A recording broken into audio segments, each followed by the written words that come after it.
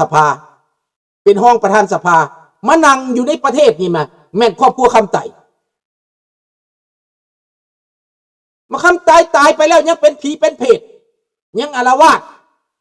ยังให้ลูกอาละวาดประเทศชาติบ้านเมืองขนาดพระเจ้าแผ่นดินลาวนะก็บ่เคยเห็นแนวนี้สบายดีน้องธนพรเจ้านายลาวในสมัยก่อนก็บ่เคยเห็นแบบนี้เขากล่าวหาใส่ว่าน่าจำประซักบดีก็บ่เคยเป็นแบบนี้เขากล่าวหาใส่อันน่ะสนานี้ก่อนก็บ่เคยเป็นแบบนี้เขากล่าวหาใส่ผู้มีนอสวรรค์ก็บ่เคยเป็นแบบนี้เขากล่าวหาใส่พวกแต่ก่อนน่ะก็บ่มีภัยเฮ็ดแบบนี้บ่มีภัยเอาศาสตร์เอาบ้านเมืองมาขายแล้วเอาตัวเองมานั่งบ่มีได้ตั้งแต่ข้าพเจ้าเกิดมานี่ข้าพเจ้าเห็นกับตาแล้วบ่เคยเห็นด้านเมืองลาวในตอนนี้กลายเป็นบ้านป่าเมืองเถื่อนในระบอบอันนี้ในระบอบเผด็จการอันนี้ในระบอบเผด็จการคอมมิวนิสต์ที่กลายเป็นเกาหลีเหนือแล้วบักทองรุ่นนั่งอยู่ในอำนาจพอดมือมันตายมันสถาปนาตัวเองเป็นอำนาจเป็นพระราชาแล้วแล้วคนลาวนี่ยังสิพากันนอนเฉยวะบักทองรุ่นเป็นเทวดาวะพี่น้องมันดีอยู่บ่ใดมันมีอย่างดีมันน่านับถืออยู่บ่ไหนบ่มีเหตุใดคนลาวต้องล้มต้องตายต้องเจ็บต้องปวดต้องทุกข์ต้องยากต้องลำบากกากกำเหตุใดต่างชาติมายึดครองทรัพย์สมบัติแผ่นดินลาวนี่แหละกลายเป็นบ้านป่าเมืองทุนเมืองจูนระบอบจูนปกครองแบบจูนบ่มีไผเปลี่ยนแปลงได้บ่มีไผเว้าอย่างใดผู้ใดอ้าปากขึ้นมามันว่าทำลายประเทศโลดลาวกับลาวก็เว้ากันแบบนั้นลาวเกิดมาใหม่นี่บ่ฮู้ที่บ่แดนข้าพเจ้าเห็นผู้หญิงคนหนึ่งคือสิแม่นในครูอนุบาลนี่แหละไปเว้าว่าเขาดิทำลายชาติทำลายบ้านทำลายเมืองประณามประเทศตัวเองดูถูกประเทศตัวเองว่าซานไผสิดูถูกเจ้าอีหลาเจ้านั่นแหละดูถูกเจ้าเองเจ้านั่นแหละทำลายเจ้าเองเจ้านั่นแหละในบ้านเมืองลุ่มจุ่มนั่นเจ้านั่นแหละเป็นเครื่องมือของเขาเจ้าบ่เห็นบ่เขากินบ้านกินเมืองเจ้าบ่เห็นบ่คนสั่วเจ้าเบิ่งบ่ออกวะเจ้าบ่จักว่าความป่าเถื่อนน่ะนะความป่าเถื่อนของนายทองรุ่นเนี่ยนะผู้ใดเว้าหยังสั่งคนไปฆ่าไปแกงสิไปจับตะเขียวอยู่เมืองไทยพุ่นน่ะข้าพเจ้าก็ได้เว้าไปแล้วมือวานมือก่อนว่าลาวแดงนี้ส่งเสริมคอมมิวนิสต์ในไทยเด้อพี่น้องเด้ออันนี้แจ้งโลดลาวแดงกำลังยุยงปลุกปั่นส่งเสริมพวกแนวคิดคอมมิวนิสต์ในไทยเพราะว่าเขาต้องการให้พวกคอมมิวนิสต์ในไทยนั้นเป็นการส้นให้เขาให้เป็นการส้นให้เขายุยงให้คนไทยนั้นต้องเกลียดคนลาวผู้หักหอมเสรีภาพและประชาธิปไตยพวกคนไทยเหล่านั้นอยู่ในเสรีภาพแล้วแต่ข้าเจ้าบ่มักข้าเจ้าบ่จักข้าเจ้าอยากไปฝันเอาแบบจีนเอาแบบเวียดนามเอาแบบเกาหลีเหนือข้าเจ้าอยากเป็นแบบนั้นพวกคนไทยพวกนี้นะข้าเจ้าคิดแบบนั้นเนื่องจากข้าเจ้าบ่เคยได้ประสบข้าเจ้าไปเป็นเครื่องมือข้าเจ้าคิดว่าข้าเจ้าสิได้ดีได้พวกที่เป็นเครื่องมือข้าพเจ้าสิบอกให้พี่น้องคนไทยเด้อให้พวกพี่น้องคนไทยที่ไปหมักคอมมิวนิสต์น่ะข้าพเจ้าสิสอนให้ฟังเด้อสบายดีจอนตอนเข้ามาใหม่ๆข้าพเจ้าเห็นเด้ลาวแดงมันสิเอาชาวบ้านแบบคือคอมมิวนิสต์ไทยนั่นแหละเอาชาวบ้านแบบนั้นมานุ่งเครื่องและก็เดินสวนสนามอันเองเท่งเพิ่นย่างสวนสนามน่ะแบบเดียวกันเป๊ะเดียวกันเลยพี่น้อง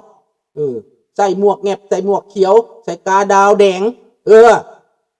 แล้วในเมื่อเข้ามาฮอดอำนาจได้1 เดือนทำอิฐ2 เดือนทำอิฐครึ่งปีต่อไป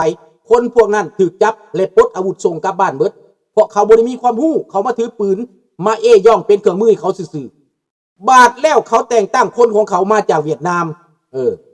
แล้วเขาแต่งตั้งพรรคพวกของเขาที่อยู่ในเมืองไปเป็นเครื่องมือของเขาเพื่อทำลายเรื่องเหล่านี้คนเหล่านั้นถูกลังไกลกลับบ้านแล้วก็ไปตายอยู่บ้านตายอึดตายอยากพี่น้องแทนที่สิได้เฮือนดีแทนที่สิได้เฮือนงามแทนที่สิได้นั่งในอำนาจบ่ได้คนเหล่านั้นกลับไปบ้านไปเมืองบางคนพวกขมุพวกอันนี้น่ะเฮ็ดความรุนแรงเข็นฆ่าฮาวีคนลาวด้วยกันแล้วบัดแล้วเขาปลดออกเขาว่าเฒ่าแล้วเจ้าบ่มีความรู้เมื่อบ้านย่างเมื่อเองพี่น้อง ย่างจากเซโนพูดไปฮอดละปืบพุ่นน่ะมันย่างเมื่อน่ะไปเป็นหมู่5หมู่10ย่างเมื่อได้ฮอดจังได๋สหายเฮานี่ทุ่มเทเพื่อการปฏิวัติบัดการปฏิวัติได้แล้วแหละบ่เห็นหัวเฮาเลยเงินกินก็บ่มีส่งเสื้อก็บ่มีอาหารการกินก็บ่มีเฮาละทุกข์เฮาละยากพ่อแม่เฮาก็อยู่บ้านก็บ่ได้กินเฮาเลยที่นี่เมื่อบ้านเมื่อเมืองแหละค่อยละถามว่าระวุ่นเจ้าสิไปไสเฮาสิโตนแล้วว่าซั่นเอ้าสิโตนไปไสตัวสิโตนไปไทยบ่โตนไปต่างประเทศบ่ได้เฮาสิโตนเมื่อบ้านเฮาได้ฟังคักๆเด้อพี่น้องเด้อพี่น้องคนไทยข้าพเจ้าเว้าความจริงที่ไปหมักระบอบคอมมิวนิสต์อย่าเด้อพี่น้องเด้อ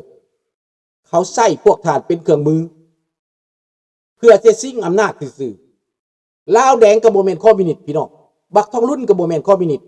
มันเอาคนแบบที่หักบักคอมมิวนิสต์นั้นใส่ลัทธิใส่กลอุบายนี้มาซิ่งอำนาจแล้วขึ้นไปนั่งเป็นเจ้าชีวิตพี่น้องบักสอนใส่คำไตมันอยู่แบบคอมมิวนิสต์ที่มันฝันนะว่าสิสังคมนิยมนะบ่ได้มันได้อำนาจแล้วมันเป็นเผด็จการมันบ่สนใจแล้วมันบ่สนใจน้ำสหายแล้วมันบ่สนใจน้ำเรื่องสิไปแบ่งปันคือมันเว้าได้เนาะได้เงินมาแล้วสิแบ่งปันให้ทุกคนหังมีเท่ากันน่ะบ่แม่นเด้ออย่าฝันเด้ออันนี้เป็นความตัวความหลอกลวงข้าพเจ้าอยู่เบิ่งอยู่สังเกตพวกนี้5 ปีตั้งแต่1975 1980ข้าพเจ้าเรียนรู้ลัทธิคอมมิวนิสต์5 ปีบ่มีผู้ใดจะมาตัวข้าพเจ้าได้พี่น้องข้าพเจ้าเห็นบัดพวกมันมาน่ะใส่เกิบที่รถมาพี่น้องส่งค่าคิงเสือค่าคิงมายึดเอาของคนอื่นมาเป็นของตัวเองเริ่มต้นจากยึดเอาดินเริ่มต้นยึดเอาทรัพย์สมบัติเริ่มต้นฆ่าเจ้าเอาของเจ้าของเขาปุ๊บหนีมันก็ยึดเอาเอาพ่อเขาไปฆ่าแล้วเอาเมียเขาไปคันเมียเขาบ่ยอมเอาไปฆ่าคือกันคันเมียเขายอมแล้วก็เอาสมบัติเขาแล้วเป็นเจ้าของนี่ยึดฮอดลูกฮอดเต้าเขายึดฮอดครอบครัวเขามาเป็นทาสพี่น้องเอ้ยไปเบิ่งโลดอยู่เวียงจันทน์นั่นพวกหังมีเป็นดีร่ำรวยใหญ่แม่นพวกโจรมาปุ้นซาดเบิดพวกท่านคิดว่าเขาพ้นละเฮือนก็แม่นลูกหลานของเขาเขาให้อำนาจพวกนี้ไปปุ้นให้อำนาจพวกนี้ไปส่อโกงพี่น้องเพื่อความร่ำรวยคันเจ้าบ่มีเส้นมีสายแบบนี้น่ะเจ้าสิมาร่ำรวยบ่มีทางพี่น้องขุดคำมาไก่พวกนี้ไปครอบครัวบักจุมมาลีครอบครัวนายพลไอตัดไม้ก็เป็นครอบครัวนายพลไอภาคใต้ก็ครอบครัวคำไตเอาเบิดบ่อเพชรบ่อพลอยทุกสิ่งทรัพยากรมันเอาจนเบิดนี่แหละเป็นแบบนี้แท้ๆพี่น้องข้าพเจ้าศึกษาแล้วมันโจรมาหาโจรพวกนี้นะพี่น้องบ่ต้องไปเสือพี่น้องบ่ต้องไปเอาอีกแม่นพวกมหาโจรปุ้นซาดปุ้นบ้านปุ้นเมืองในปัจจุบันนี้มาอวดอ้างว่าเพิ่นหังมีครอบครัวสอนใจนี้แล่นมาเมืองฝรั่งฝรั่งเปิดให้มาบ่พอใจคนนำมาข่าฮอนเมืองฝรั่งก็บ่ได้เฮ็ดหยังเป็นหยังฝรั่งจังบ่ปากข้าพเจ้าสิบอกให้เป็นหยังเขาจังบ่จับครอบครัวสอนใจอนุญาตให้ฝรั่งเศสไปหาผลประโยชน์ในลาวอันนี้ข้าพเจ้าสิบอกพวกท่านเด้อ1ไฟฟ้าน้ำเทิน2มีกงตราหลายกงตรา3เรื่องหมากกาแฟหมากแนงบ่อเฮทุกสิ่งทุกอย่างฝรั่งปิดปากอยู่คู่มือนี้คนลาวในฝรั่งเศสปากบ่ได้ย้อนย่านฝรั่งพี่น้องย่านฝรั่งบ่กล้าเว้าบ่กล้าปากแห้งย่านฝรั่งย่านฝรั่งเศสอันนี้เป็นความจริงเด้อเขาย่านฝรั่งเศสฝรั่งแลนไปหาผลประโยชน์อยู่ลาวเนี่ยนี่นะอันนี้ข้าพเจ้าฮู้จักความจริงมือหนึ่งข้าพเจ้าสิด่าฝรั่งแห้งๆโลดเดี๋ยวพี่น้องบ่ดนดอกพวกอันนี้นะเขาว่าพวกอิโปครีซีพวกอิโปคริตle gouvernement de man français นะมัน très hypocrite พี่น้องบอกโลดข้าพเจ้าสิบอกให้ปัญหาลาวก็เป็นฝรั่งนั่นแหละนำไปให้ลาวบ่ได้แม่นแนวอื่นฝรั่งมันสร้างความเครียดแค้นมันสร้างคอมมิวนิสต์ขึ้นมาในลาวแม่นฝรั่งซับอยู่เบื้องหลังเบิดพี่น้องฝรั่งอยู่เบื้องหลังแต่เฮาบ่ฮู้เห็นบ่ล่ะผลประโยชน์ของเขาอยู่ในหันตั้งแต่สมัยอินโดจีนก็เป็นเขา โลกนี่นะถ้าพวกเขาบุศึกษาเบิ่งฝรั่งเศสนี่นะแม่นโตการแม่นโตการพี่น้องกล่าวหาอเมริกาที่สุดยอดมันบัดสิตายฮิตเลอร์เหยียบหัวน่ะห้องหาฝรั่งพี่น้องห้องหาอเมริกาพี่น้องเอ้ยนี่นั่นแหละเขาเบิ่งอเมริกานี่เขาไปเฮ็ดกับเวเนซุเอลาเขาเปิดประเทศให้เวเนซุเอลาห่างมีร่ำรวยแบ่งปันกัน50บ่จักกับอเมริกานั่นบ่ได้ว่าแต่บ่อนแหละมันบ่ได้บ่อนจักนี่สำหรับในสายตาข้าพเจ้านี่นะils n'ont aucune réputation อันนี้มันเขาห้องว่าละครซื่อๆเด้อละครซื่อๆเขาว่าles droits de l'hommeเขาว่าles droits de l'hommeบ่ pas vraiment mais l'hypocrisie à la place de droits de l'homme เจ้าเห็นบ่ประเทศลีบังเจ้าเห็นแล้วบ่อยู่ในอำนาจฝรั่งเจ้าเห็นแล้วบ่ประเทศอัลจีรีจะเห็นแล้วบ่ประเทศหลายๆประเทศฝรั่งไปเฮ็ดนะเป็นผลประโยชน์เขาทั้งนั้นถ้าเขานำเขาบ่ทันนี่ฝรั่งสุดมันข้าพเจ้าอยู่ในฝรั่งข้าพเจ้าฮู้นิสัยฝรั่งพี่น้องดังนั้นข้าพเจ้าจึงบ่มักจักดีการเมืองฝรั่งนี่นะสมัยใดก็อย่าเขาเข้าไปแทรกแซงอยู่นั่นเดี๋ยวนี้มันเข้าไปลาวเป็นหยังมันไปตั้งธนาคารอยู่ลาวมันไปหาผลประโยชน์อยู่ลาวและมันเคยเว้าบ่เรื่องสิทธิมนุษย์มันบ่เคยเว้าบ่ประชาธิปไตยให้คนลาวอยู่ของฝรั่งเศสมันบ่เคยเว้าเด้อมันบ่เคยเว้าถ้าเบิ่งมันเคยเว้าบ่มันเคยสนับสนุนบ่มันเคยรายงานบ่ความบ่ดีของลาวแดงบ่เคยเด้อเมริกาที่ทุกปีเขารายงานว่าลาวแดงมันเฮ็ดหยังบ่ดีแนวใดเขาเว้าทุกปีมีทุกปีเขามีรายงานไหนเขามีประเมินไหนดังนั้นพี่น้องต้องเข้าใจดังนั้นพี่น้องลาวที่อยู่เมืองฝรั่งน่ะข้าพเจ้าเว้าแบบนี้บางคนเครียดเด้เครียดว่าเพิ่นไปอยู่ฝรั่งแล้วข้าพเจ้าไปเว้าให้ฝรั่งเจ้าบ่ดีเว้าให้ฝรั่งเจ้าบ่ฮู้เล่ห์เหลี่ยมของฝรั่งพวกท่านคิดว่าข้าพเจ้านี่เป็นลูกเลี้ยงฝรั่งได้ดร.โรเล่ได้พันเอกโรเล่ได้มาดามโรเล่ได้เป็นอาจารย์สอนอยู่ลิเซ่ได้พี่น้องลิเซ่สวรรณเขต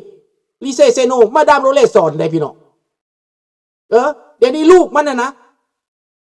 บักเฟรเดริกโรเล่น่ะข้าพเจ้าอยู่นำ5 ปีเลี้ยงมาแต่น้อยๆพุ่นพี่น้องตั้งแต่อายุมัน4 ปีพุ่นข้าพเจ้าอยู่นำน่ะจน9 ปีจังได้จากกันพี่น้องมันถือว่าข้าพเจ้าเป็นหยังมันถือข้าพเจ้าเป็นว่าคนไส้ได้มันบ่ถือข้าพเจ้าเป็นมนุษย์เด้พี่น้องเห็นบ่มันไส้ปานหยังเป็นคนไส้ได้ข้าพเจ้าเป็นอาเฮียนเป็นคนไส้ได้ให้ขึ้นเอาแต่ดร.โรเล่ดีอยู่แต่เมียเราได้เห็นบ่ล่ะดังนั้นฝรั่งมันเป็นแบบนี้แหละในเมื่อฝรั่งมันเป็นแบบนี้พวกท่านต้องเบิ่งว่าเขาไล่หนีนะเขาเตะหนีนะฝรั่งจากลาวนะ1975นะโอ้หมอเซโนเขายึดเบิดยึดเงินยึดคำยึดทรัพย์สินเอาเบิดถ้าเขาไปเฮ็ดเป็นไผแม่นกราสโตลูกท่านเกณฑ์และกับพันเอกจันทร์สมรเขาไปยืดหัวหมอเซโนได้พี่น้องข้าพเจ้าเห็นกับตาข้าพเจ้านำไปเอาเงินเดือนบ่อยากให้เด้ฝรั่งบ่อยากให้ข้าพเจ้าว่าข้าเจ้าบ่ให้นี่นะพอจะเปิดโปงเจ้าได้จำเป็นได้จ่ายข้าพเจ้า2 เดือน 40,000แล้วเขาก็เตะหนีฝรั่ง10 คนไปอยู่ไสไปอยู่โบสถ์สวรรณเขตหลังจากนั้นก็ขึ้นยนต์กับฝรั่งเขาไล่หนีได้คนลาวรัฐบาลลาวไล่หนีได้พี่น้อง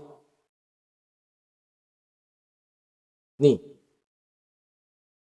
รัฐบาลลาวไล่หนีปิดสถานทูตพี่น้องบักไกสอนกลับขึ้นไปฝรั่งเศส1,900เท่าไหร่89บ่หรือ79นี่แหละไปฝรั่งเศสไปแกดอกเซไปขอการช่วยเหลือจากคุณพ่อปั๊บจากจอห์นปอนแล้วก็ไปฝรั่งเศสนี่ฝรั่งก็กลับคืนมาหอมแก้มปอดอีกคือเก่าเพราะว่าสิไปหาผลประโยชน์อยู่เวียดนามและสิไปหาผลประโยชน์อยู่ลาวมันบ่ได้สนใจประชาธิปไตยเด้อฝรั่งเด้อก็สิบอกให้เด้อมันเป็นประเทศล่าหัวมึงขึ้นล่าความคิดล่าผลประโยชน์เพราะว่าทรัพย์สมบัติในแผ่นดินเขาหมดแล้วฝรั่งน่ะมันบ่มีบ่อนขยายแล้ว มันต้องไปหาล่าบอลอื่น